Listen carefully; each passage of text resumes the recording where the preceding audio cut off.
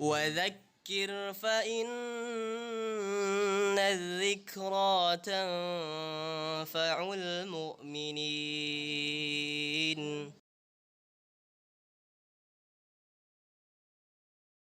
Assalamualaikum warahmatullahi wabarakatuh. Asyhadu an la ilaha illallah wahdahu la syarikalah wa asyhadu anna Muhammadan abduhu wa rasuluh la nabiyya ba'dah. Bagaimana kabar sahabat buka mata buka hati yang dirahmati oleh Allah Subhanahu wa taala? Semoga para sahabat selalu dalam lindungan Allah Subhanahu wa taala dan kita selalu diberikan nikmat hidayah iman Islam hingga akhir ayat kita. Amin amin ya rabbal alamin. Kali ini saya akan membahas atau mereaksi video dari Pendeta Andre Tunggal, di mana Pendeta Andre Tunggal ini dia mereaksi video dari Ustadz Ipung Atria. Sebenarnya mengomentari banyak hal, tapi nanti di sini saya mereaksi atau menjawab, yaitu khususnya tentang cukur kumis, tentang gamis. Yesus juga berjenggot, umat Islam berjenggot, sunnah berjenggot. Bukan teroris ya, Yesus karena berjenggot. Yesus memakai jubah, silakan gamis ya. Ketik Google Yesus Kristus, semuanya pakai gamis, seperti umat Islam kerjakan.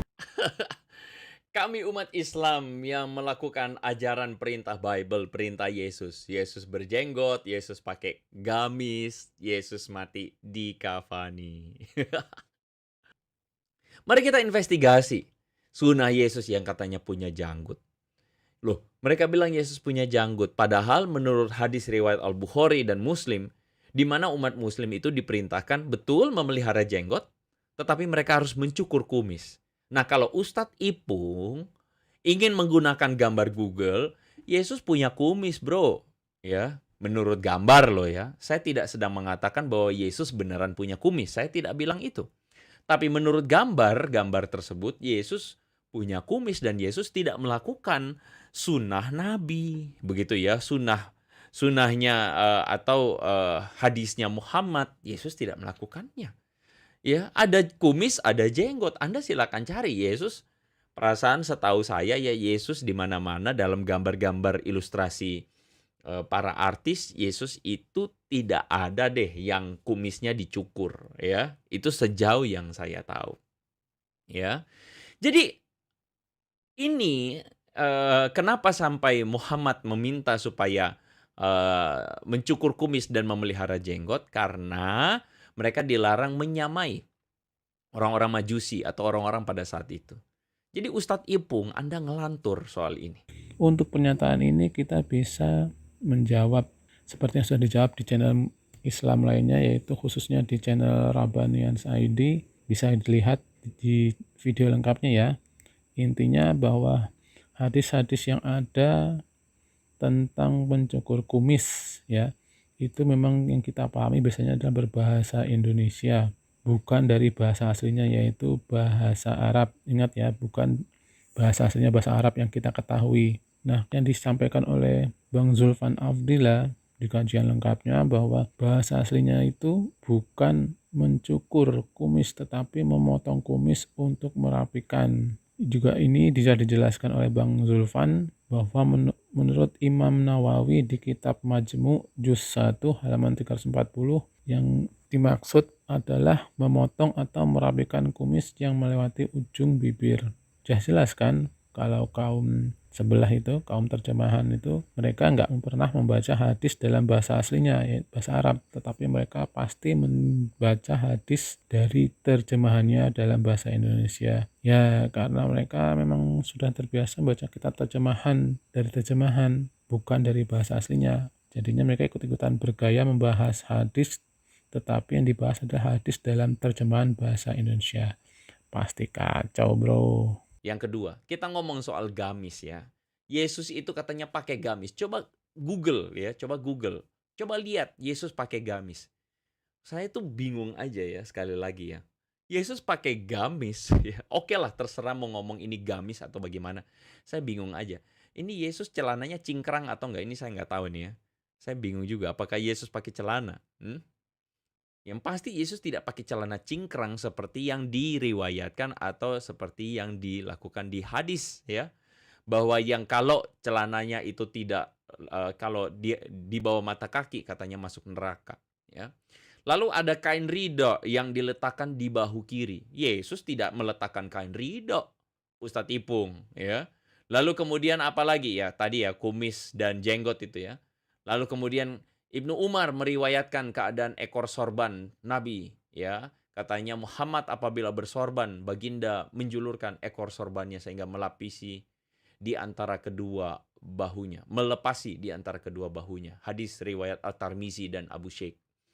Yesus tidak mempunyai sorban, meletakkan sorban dan sebagainya. Dalam Google pun tidak disebutkan demikian. Gambar Yesus yang menggunakan jubah panjang atau gamis panjang itu disandingkan dengan gambar orang bergamis, tetapi orang Islam tersebut menggunakan celana cingkrang. Sehingga si Andre mengatakan bahwa ini tidak sama. Yesus menggunakan baju panjang, sedangkan Muslim menggunakan gamis yang celananya cingkrang. Juga dikatakan Yesus tidak menggunakan sorban, tidak menggunakan kain ridho di bahunya dan lain-lain. Mari kita jawab pernyataan Andre Tunggal ini.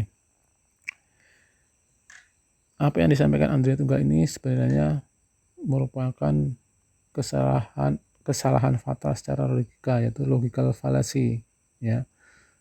Coba mudahnya kita googling, ya, ketikkan kata kuncinya gamis pria Arab, cari, pasti yang muncul adalah berbagai macam model gamis, khususnya yang panjang hampir sampai mata kaki.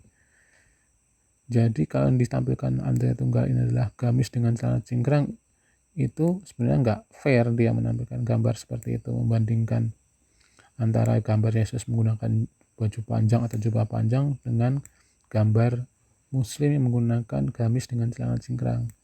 Ingat ya, gamis dengan celana cingkrang itu adalah hanya salah satu model gamis saja. Bisa kita lihat tadi kalau kita googling dengan kata kunci gamis pria Arab, ya, bahwa gamis itu secara umum tetap panjang hampir sampai mata kaki. Bisa dilihat pula saat Piala Dunia Qatar kemarin. Masyarakat Qatar kalau menggunakan gamis nggak ada yang pakai celana cingkrang. Ataupun saat pembukaan Piala Dunia di Qatar, saat Perdana Menteri Uni Emirat Arab yaitu Sheikh Muhammad bin Rashid Al Maktoum dan anaknya yaitu putra mahkota Sheikh Hamdan bin Muhammad bin Rashid Al Maktoum, mereka menghadiri upacara pembukaan Piala Dunia atau opening ceremony Piala Dunia.